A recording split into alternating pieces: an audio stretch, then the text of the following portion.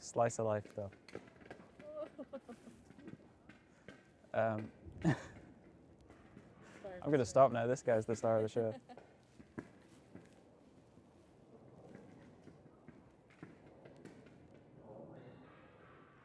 Very loud ball, eh?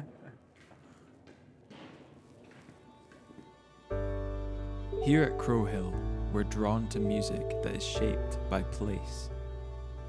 We believe sound is formed as much by setting as by composition, molded by cultural context, what surrounds you, and where you're placed in time. I'm Theo, a composer and songwriter, and with Crow Hill, I visited a near and dear place, Paris. Paris's musical heritage is always a source of inspiration for me. Shaped by rebellion as much as refinement, it has long been a city of sonic and artistic contrasts. While a budding composer in my teens, I was introduced to romanticists such as Chopin, impressionists like Ravel and Debussy, and modernists such as Boulez. Each of these figures left an indelible mark on me, but what also struck me was their deep connection to Paris itself. It was a living, breathing influence on their creative lives. As with every episode of this series, my primary wish is to delve deeper. By exploring the composers themselves, I aim to understand why Paris held such a powerful appeal for artists whose styles and temperaments were so different and whose work stretched across generations. Welcome to Adventures in Sound.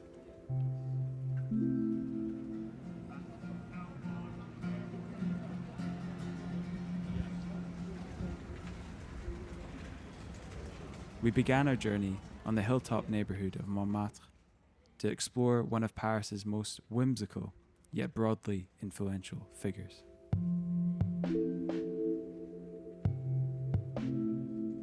Here I am just off 6 Rue Courtauld, right in the heart of Montmartre. Over a century ago, this was home to one of music's most eccentric and quietly revolutionary figures, Erik Satie. Satie lived here from 1890 to 1898 during a period which many call his Bohemian Montmartre years. At this time, the neighbourhood was a hub of creativity. Loads of artists, poets, and cabaret performers flocked here for the cheap rent and to immerse themselves in the cultural scene. Satie fit right in. In fact, he worked just up the hill at the Chat Noir Cabaret, where he played piano and mingled with symbolist poets. But Satie was never quite like anyone else. He walked around in identical grey velvet suits, 7 of them, and carried a hammer in case he needed self-defense. He referred to himself as a gymnopédiste, which is a term he essentially invented. This period at Rue Courtauld is where Satie wrote some of his most famous pieces, including the Gnossienne,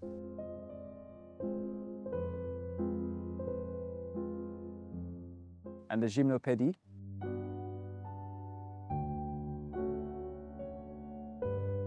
These works were radically simple in a time where classical music was drowning in heavy ornamentation. Satie stripped everything down to its essence, slow, spacious melodies suspended over simple harmonies. It's this quality, music that creates an atmosphere rather than demanding attention, that makes Satie one of the earliest pioneers of what we now call ambient music. Long before Brian Eno coined the term, Satie was imagining music that was more part of an environment than a spectacle. He coined a concept called furniture music, which is music that's meant to blend into the background and be a part of life rather than a performance. Brian Eno, credited with defining the modern ambient genre, explicitly cited Satie as a precursor.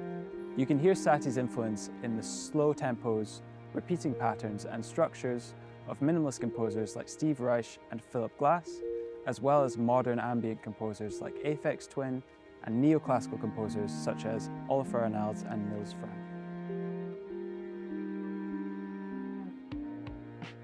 With Satie being the forefather of ambient music, it's only fitting that we explore the contemporary influence he had. Okay.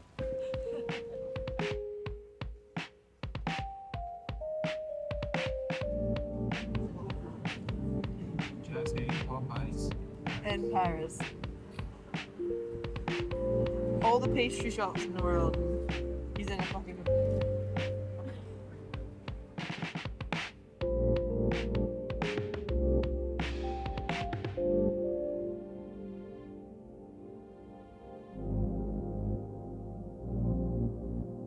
We're heading to Motto Books for a Patch Point pop-up. Patch Point is a part synth retailer, part hands-on playground, and part learning hub for electronic musicians. It is deeply rooted in experimentation and education, inviting visitors to actively engage with the gear they showcase. I can't help but notice the striking and unique instruments on Darren's table. A few of them being Siet Lombards, which are a family of wooden encased, experimental electronic instruments created by instrument designer Peter Blasser. Rather than following traditional keyboard layouts, they invite intuitive, tactile interaction. I asked Darren if he could walk us through what they are capable of. Grab all the knobs.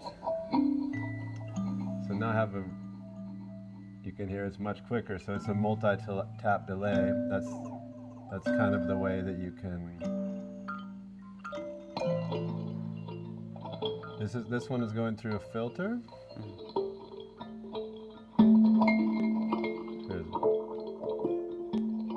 Which you can modulate, and you can do a lot of things. So I think the most interesting new development in the world of Siet Lombard is he started gold leafing the wood, and what that does is that acts as like an antenna. You can see when I... Oh yeah.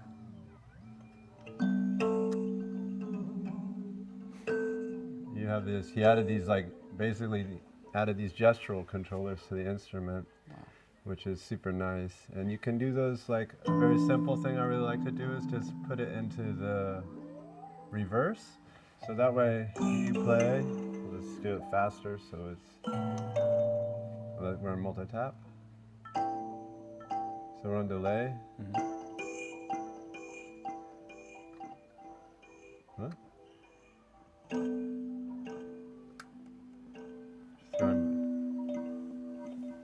You hear it going backwards?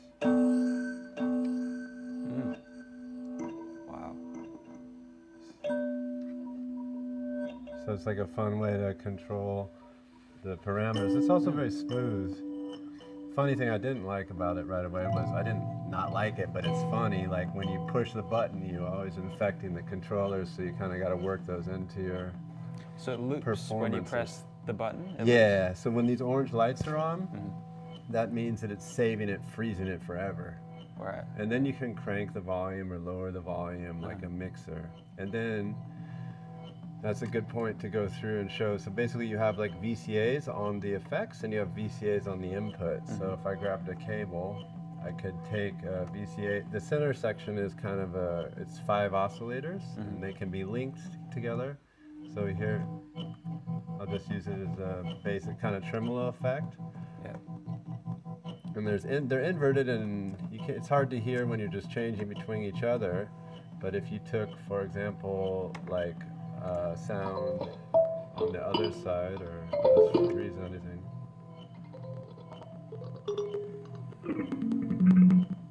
And well, it's probably better with doesn't really matter. And you put it here, then you have like, it's doing like a rotary effect. So that's so cool, because all the instruments are stereo. So that's like kind of a nice, and then they're like, depending on where you have the feedback set, they'll... So if someone had this instrument, how would one like get used to these parameters? Because I've noticed there's no like labeling at all. Is it just a kind of trial and error thing, and you find stuff that's cool? I think that's kind of the concept. I mean, there's a lot of community where they're defining the instruments, and he literally tries to explain them the best he can. You know, it's not like an esoteric thing. He's just really trying to explain the instruments the best he can. Yeah. And it's really just outside of the box of normal instruments, you know, and so there are manuals, and he tells you like what each thing does. So It's you know, but there's no Yeah. labeling on the instrument. I think I appreciate that, because then you find stuff that you never would otherwise had it been labeled, you know? Because if you're looking for a particular thing, it's like the labeling helps a lot, but then you'll find stuff that you never would have, you know, usually. Yeah, absolutely. So it's about discovery, I guess, these instruments. Absolutely, Yeah. and the fun thing with bananas is if you, for example, if you're not thinking about it and you're like, oh, I want to send this also to here, but this is connected to here, then you're also like, Yeah, manipulate, yeah. you know, so sometimes you accidentally do stuff even if you're trying to do stuff, and, Yeah. it can become really nice because when the things are interacting with each other, they kind of make music with each other, you know, like if some envelope from some sound is affecting another sound, it just kind of gives it a nice thing. Keen to find out more, I want to sit down with Darren to understand Patch Point as an entity and his connection to Paris itself. Why Paris is my question, I guess. Why would you pick here? I fly over a lot, and I always see it from the airplane. I've never been here, and I was here for that show in June. I'd never been here before, and it just seems they have a particular like way of looking at and finishing things. Like I never thought it was a city for architecture or buildings, but the buildings are built really well here. Yeah, people have taste in a way, I think. So it seems, and the bookstore, it seemed like something I wanted, you know, someplace I wanted to experience for a bit. So you're getting quite a lot of footfall in here, and people are interested in. Yeah, I would say not like tons, but the people who come are super excited to finally be able to, you know, try the instruments. And the funny thing about Paris is like a lot of people contacted us and they work.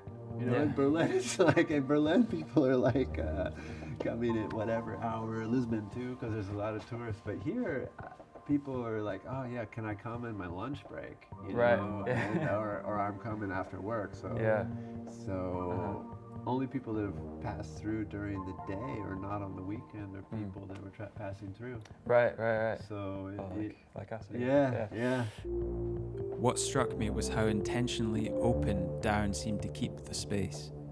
Rather than presenting the instruments as precious objects, Patchpoint encouraged me and attendees to touch, test, and play with these remarkable instruments. I was going to ask about this thing. So it's, Very cute. I love the bend. Yeah, that boring. Yeah.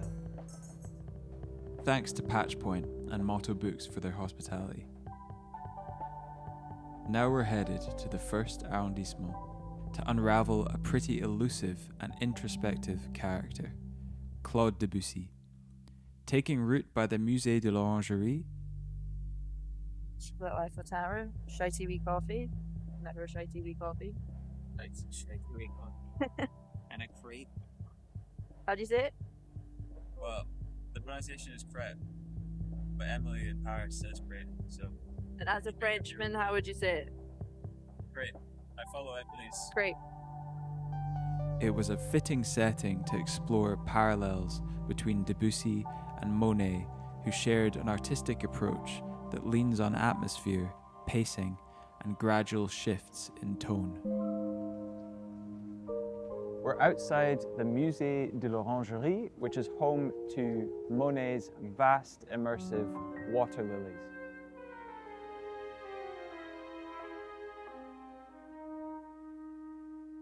This is a fitting backdrop to talk about how Impressionism didn't just change visual art, but also changed the possibilities of music as well. Claude Debussy became a cornerstone of the Impressionist movement, although he famously shunned the term. While Impressionist painters like Monet and Renoir were dissolving forms into a shimmering light, Debussy was doing the same with his music.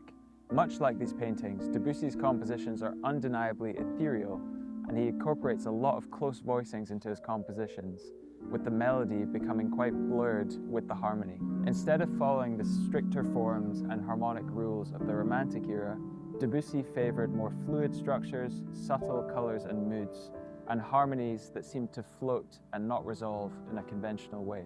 He disliked the dominance at the time of Germanic musical forms and once quipped that Beethoven's symphonies were too heavy to float.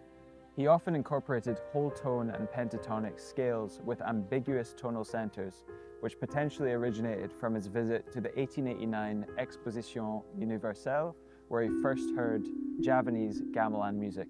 He later said Western harmony suddenly felt too engineered compared to the circular, shimmering sound of the gongs.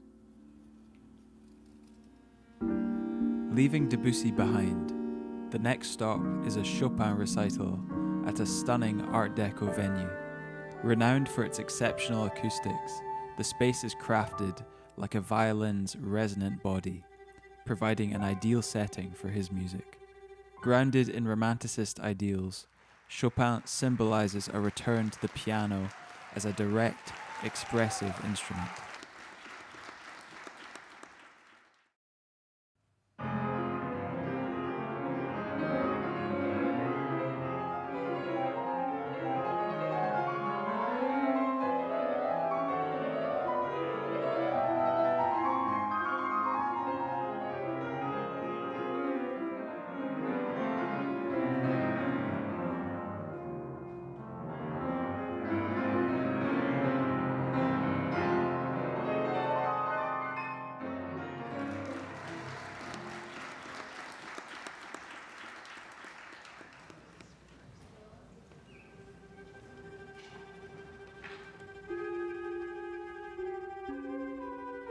Leaving behind the intimacy of the Chopin recital, we're setting off to the Philharmonie de Paris, a space where modern design meets acoustic perfection.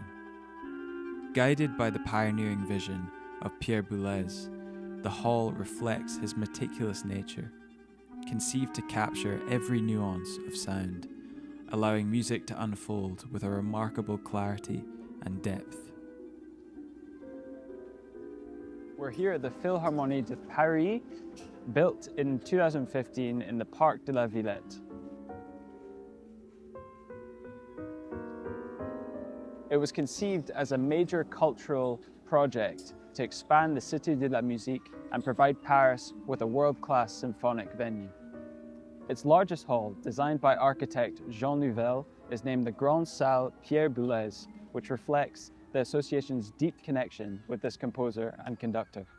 Boulez's musical language is defined by structural rigor, sonic innovation, and the rejection of traditional music conventions. He reacted strongly against musical traditions he deemed arbitrary, stylistically stagnant, and overly sentimental. He famously dismissed many 19th century romanticists and even some early modernists as insufficiently radical. This is in stark contrast to Paris romanticists such as Chopin, who valued elegance, emotional nuance, and the ideal of personal expression. Boulez sought to dismantle this through structure, serialism, and abstraction, and a detachment from popular taste.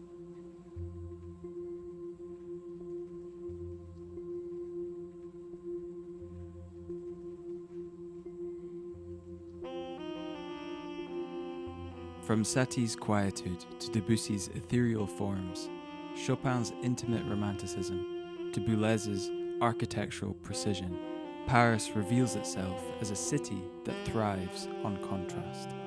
It has shown me that a city and a creative life is richest when it embraces these polarities. It's got flash animation.